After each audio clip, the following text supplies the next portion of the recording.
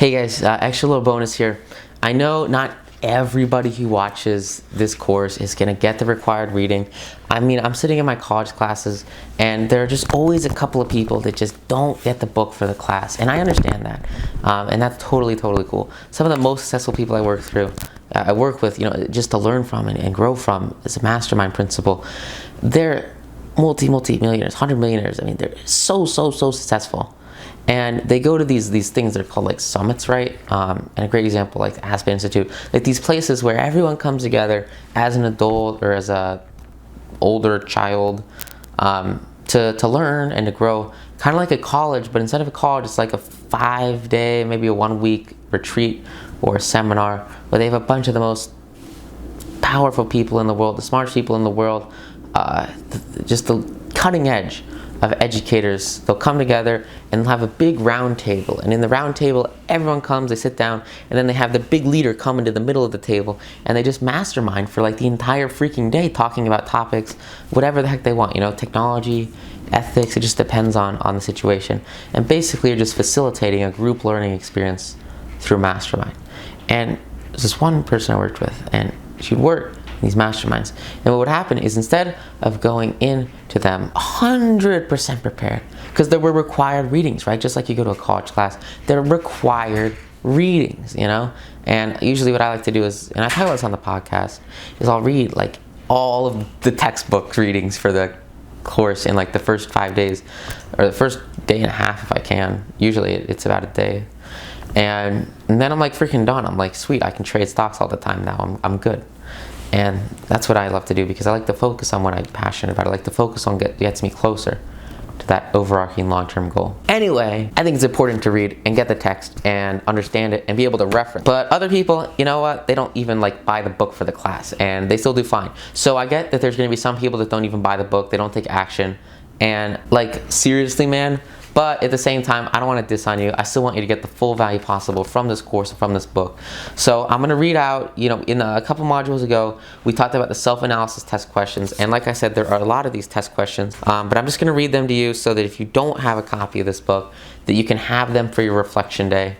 And just take this video, maybe slow it down if you need to, and write them out. Just writing out these questions alone will really help you to understand them at a much deeper level. Writing is you guys know this, right? Like if you write something down, you're gonna remember it so much better than if you just leave it out. And so that's why it's so important when you take this course and when you go through some of the other trainings I do, please, if you're able to, take notes. When I take high-level courses, I always take notes. Even if I'm never going to read them, just the act of writing them down will increase your attention. You guys know this is a very basic concept. It's just something I just want to remind you. Write stuff down. It'll help you learn it a lot better. So with that said, you can slow down this audio if you need to. And I'm going to read all these self-analysis test questions. If you don't have the book, obviously you're going to need to write these down so that you can have them on paper for your reflection day without technology, right? So write them down. And even if you do have the book, just like pretend you're writing them down, or even do write them down, because writing them down will give you a deeper connection with them, and it'll help you connect. There's like, I don't know, 1, 2, 10 a page maybe, so like 40, 50, 60, 70, 60, I don't know how many questions there are. They're not numbered. But like, maybe you connect with 10 of those on your first way around, but then on that second way around, if you write them all down, you actually connect with maybe 20 of them, and you realize that you have limiting beliefs in all 20 of them. So it's helpful to really uncover what you need to work on by writing these things down and fully understanding them. Okay, cool? So with that said, the self-analysis test questions. Do you complain often of feeling bad? If so, what is the cause? Do you find fault with other people at the slightest provocation? That's a big word, provocation. Do you frequently make mistakes in your work? If so, why? Are you sarcastic and offensive in your conversation? Do you deliberately avoid the association of anyone? If so, why? Do you suffer frequently with indigestion? If so, what is the cause? I gotta take a pause here. I must elaborate on this.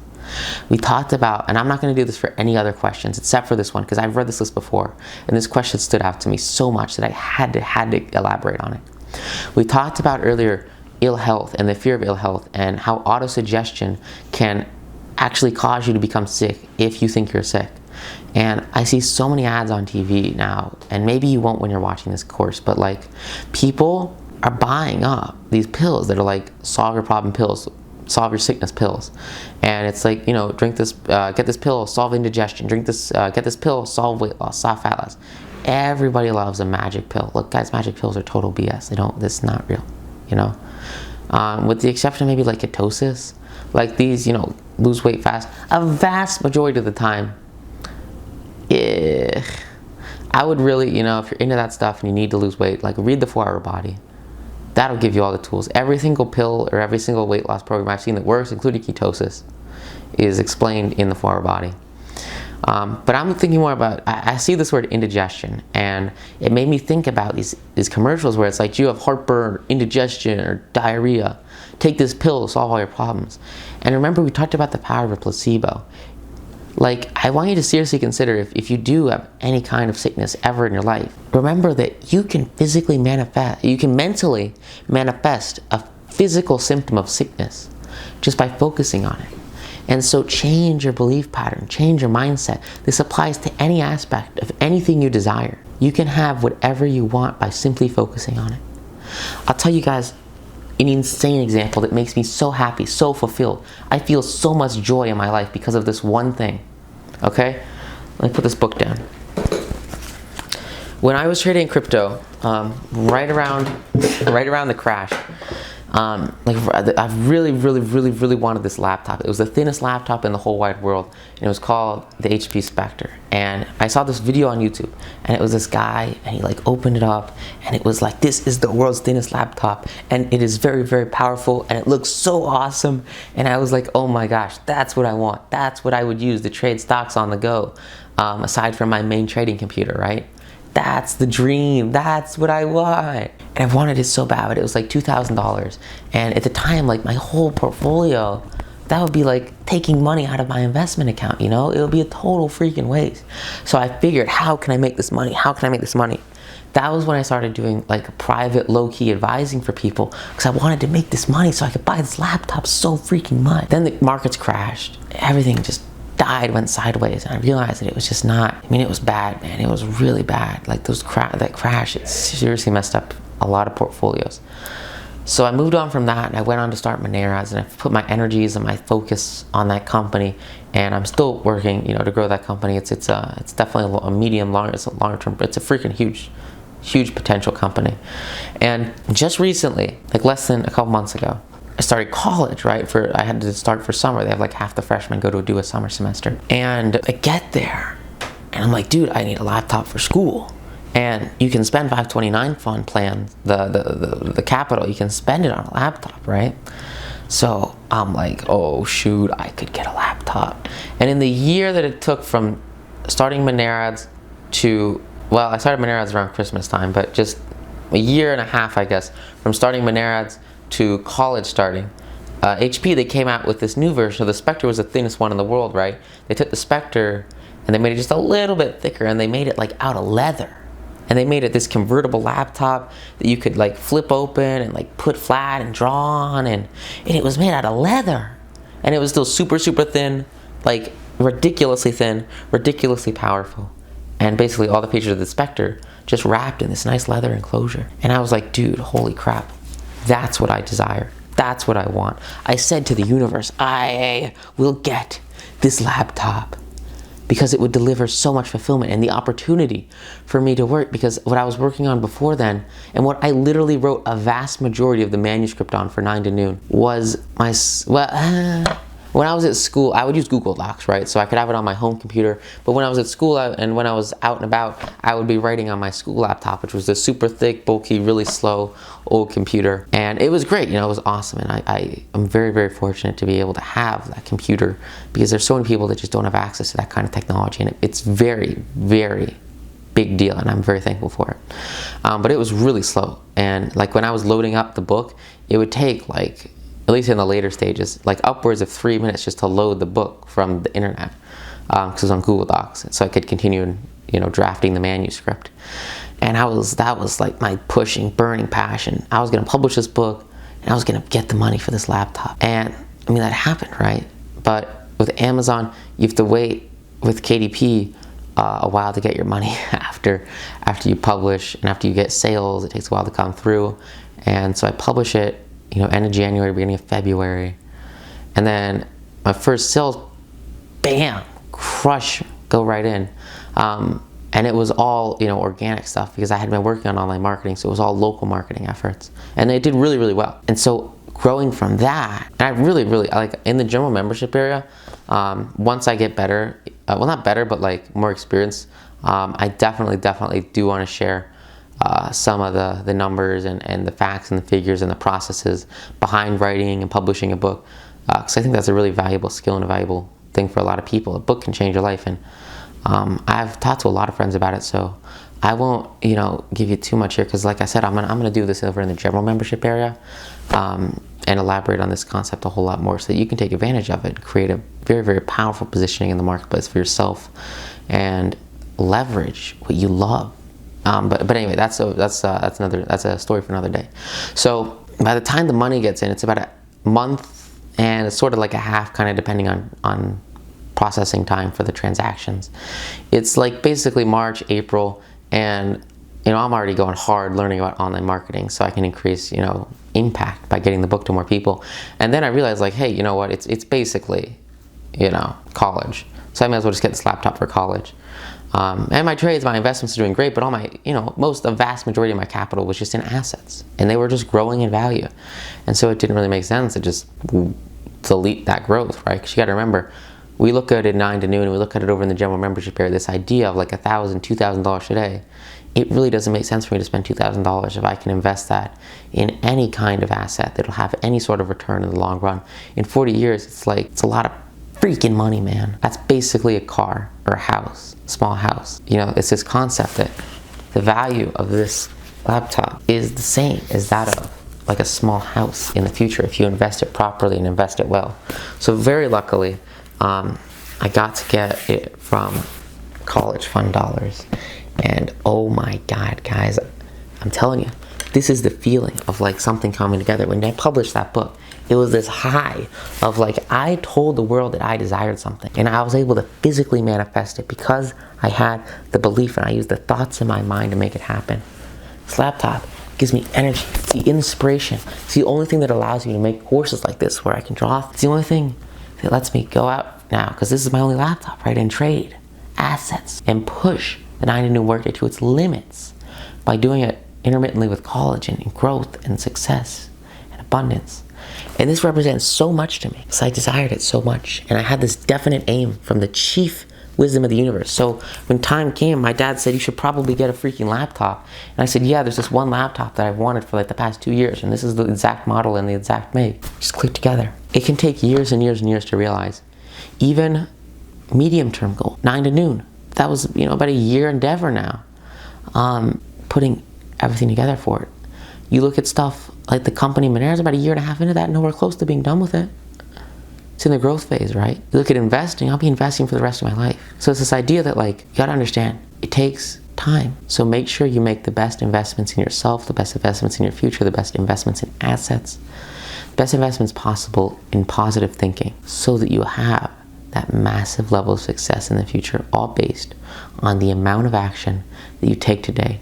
The only reason people are more successful than other people at age 40 is because primarily of the amount of action that they take to pursue their overarching long-term goal. That's power. That's growth, okay?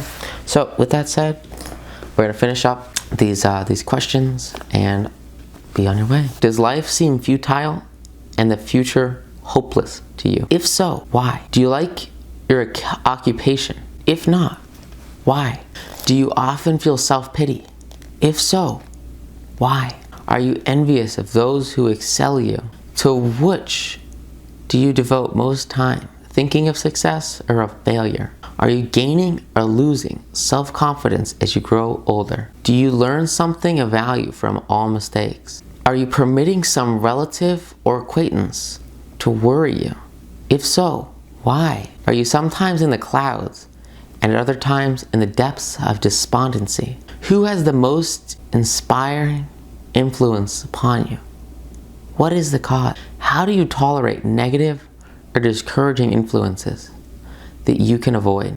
Are you careless of your personal appearance? If so, when and why? Have you learned to drown your troubles by being too busy to be annoyed with them? Would you call yourself a spineless weakling if you permitted others to do your thinking for you? Do you neglect internal bathing until auto-intoxication makes you ill-tempered and irritable? How many preventable disturbances annoy you, and why do you tolerate them? Do you resort to liquor, narcotics, or cigarettes to quiet your nerves? If so, why do you not try willpower instead? Does anyone nag you? And if so, for what reason? Do you have a definite major purpose? And if so, what is it? And what plan do you have for achieving it? Definite major purpose. Do you suffer from any of the 6 basic fears? If so, which ones? Have you a method by which you can shield yourself against the negative influence of others? Do you make deliberate use of autosuggestion to make your mind positive? Which do you value most, your material possessions or your privileges of controlling your own thought? Do others easily influence you against your own judgment? Has today added anything of value to your stock of knowledge or state of mind? Do you face squarely the circumstances that make you unhappy or sidestep the responsibility? Do you analyze all mistakes and failures and try to profit by them? Or do you take the mental attitude that this is not your duty? Success is your duty. Can you name 3 of your most damaging weaknesses? What are you doing to correct them? Do you encourage other people to bring their worries to you for sympathy? Do you choose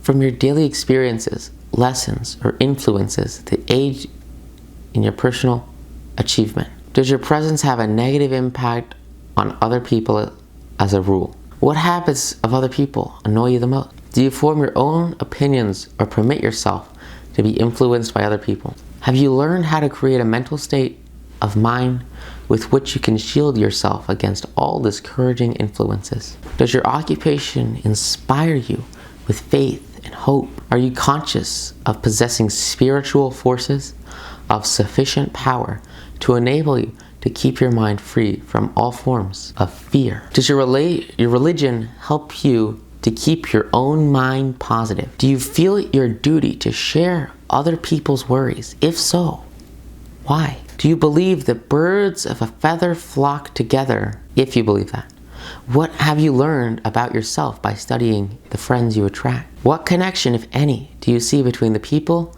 with whom you associate most closely and any unhappiness you may experience? Could it be possible that some person you consider to be a friend is in reality your worst enemy because of their negative influence on your mind? By what rules do you judge who is helpful and who is damaging you? Are your immediate associates mentally superior or inferior to you? How much time out of every 24 hours do you devote to your occupation, sleep, play, and relaxation? Acquiring useful knowledge, plain waste. Who among your acquaintances encourages you the most, cautions you the most, discourages you the most, helps you most in other ways? What is your greatest worry? Why do you tolerate it? When others offer you free, unsolicited advice, do you accept it without question or analyze their motive? What above all else do you most desire? Do you intend to acquire it? Are you willing to subordinate all other desires for this one? How much time daily do you devote to acquiring it? Do you change your mind often? If so, why? Do you usually finish everything you begin? Are you easily impressed by other people's business or professional titles, university degrees, or wealth? Are you easily influenced by what other people think or say of you? Do you cater to people because of their social or financial status? Whom do you believe to be the greatest person living? In what respect is that person superior to you? How much time have you devoted to studying and answering these questions? At least one day is necessary for analyzing and answering the entire list. Thank you guys so much for watching. Thank you guys so much for taking this course. Crush it. Kill it. Be the best you that you desire. Hope you had a ton of value from this course. Thanks so much. Bye.